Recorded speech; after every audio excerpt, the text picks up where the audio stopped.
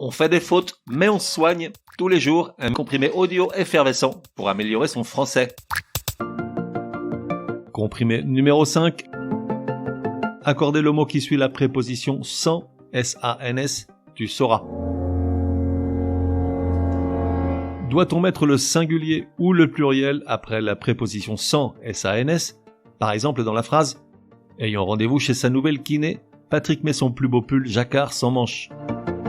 La logique voudrait que l'on mette le singulier, puisque précisément cette préposition marque le manque, l'absence. En réalité, il n'y a pas de règle, la grammaire n'impose ni le singulier ni le pluriel. Mais attention, je te vois venir, ça ne veut pas dire que tu peux faire n'importe quoi.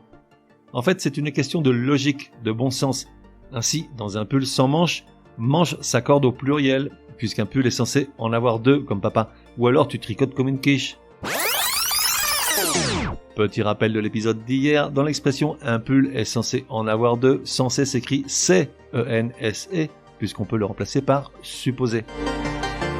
En revanche, dans la phrase « Martine est venue sans mari », mari reste invariable, car en France, la polygamie n'est pas autorisée. Elle peut avoir tous les amants qu'elle veut, et elle ne s'en prive pas, mais un seul mari.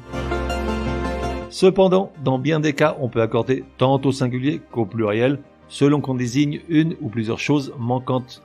Ainsi, on peut dire « Patrick est un homme sans parole » au singulier, car d'ordinaire, on n'en a qu'une.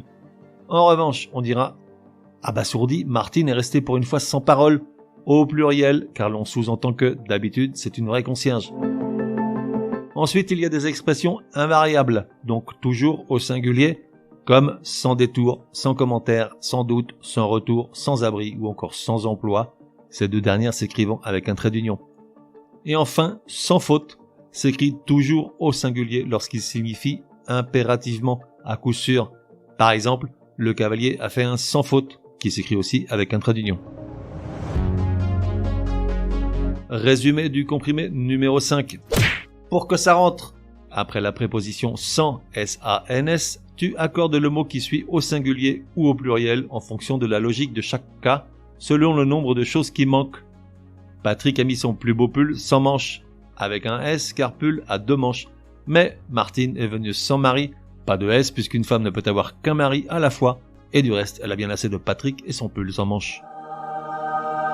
On fait des fautes mais on se soigne, te donne rendez-vous demain pour un nouveau comprimé super fastoche. N'oublie pas de t'abonner au podcast pour ne laisser passer aucun comprimé. Et si tu es de bonne humeur, merci de laisser un chouette commentaire, certaines applis de podcast le permettent.